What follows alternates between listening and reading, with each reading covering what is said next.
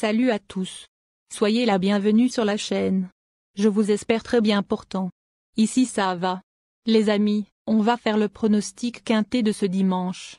Chers amis parieurs, direction Cannes, ce lundi 11 mars 2024 pour le tiercé écarté quintet plus.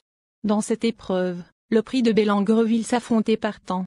La course sera disputée sur 2450 mètres, et dotée de 35 000 €. C'est la Réunion 1, course 4. Départ prévu 13h55. Les amis mes favoris du quintet de ce lundi.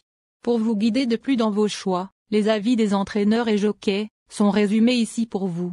Bon visionnage. Ma base solide du quintet. Numéro 16. On écoute Nos Irmé. Gala de Crène, 16, a été déclaré non partant à la suite d'un abcès à un pied. Il n'a pas pu s'entraîner pendant 15 jours. C'est vrai que l'engagement est favorable, mais il risque de manquer un peu de travail pour défendre ses chances. Cela dit, je l'estime à un bon 80% de sa forme. Il n'aura pas l'opportunité de faire le fort, mais une place est jouable avec un bon déroulement. Mon coup de cœur. Numéro 5. On écoute Julien Sébastien Cormie. Fabuleux d'échelle, 5, découvre un bon engagement en tête avec des chevaux de sa catégorie. Récemment, il a bien couru à Vincennes dans un quintet plus 3e. C'est lui qui a supporté tout le poids de la course. Il va se présenter en pleine forme. Une nouvelle fois, j'ai fait appel à Éric Raffin. On y compte.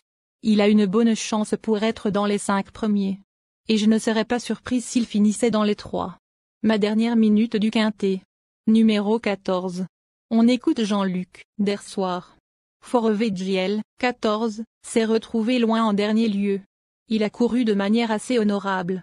Certes, on n'a plus trop de marge mais il est bien. Il tourne bien à droite, étant presque meilleur d'ailleurs. À 25 mètres, à Cannes, il faut un bon parcours, mais si cela se passe bien, il peut s'immiscer en fin de combinaison. Le bon tuyau du quintet. Numéro 1.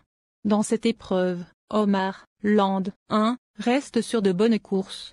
Il a terminé à chaque fois dans l'argent. Ici, il aura l'avantage de partir en tête. Il va apprécier la grande piste de Cannes, où il a déjà réussi. Il est en forme et va fournir sa valeur. Cela dit, comme souvent, le déroulement de course aura son importance. J'espère que ça se passera bien, indique Lionel André Martin mes secondes chances du quintet. Nous donnons confiance au numéro 2. On écoute Pierre Houel. Groupie du Cannes, 2, a couru à Cherbourg en vue de cette course. Elle s'est bien comportée. La piste de Cannes va lui convenir et elle a l'air en forme. C'est une jument qui aime mettre aux avant-postes. Si on peut prendre la tête, on va être offensif, mais elle sait tout faire. Je pense qu'elle détient une chance. Je serais déçu de ne pas finir dans le quintet plus. Ensuite numéro 7. On écoute Sébastien Hardy. Hardy des Landes, 7, découvre un bon engagement face à ses aînés. L'autre jour, sur cette piste, il a faute à la sortie du tournant, où il s'est couché. Je ne sais pas s'il aurait fait l'arrivée mais le lot était meilleur. On va essayer de le garder au trot et tenter de prendre un bon chèque. Maintenant, s'il court sa valeur du printemps dernier, il a les moyens de gagner une épreuve de ce genre. Ensuite numéro 8. On écoute Mathieu Varin. Gary Tory, 8, travaille très bien le matin et est très bien engagé dans cette épreuve. J'ai d'ailleurs attendu cette course depuis qu'il est arrivé à la maison.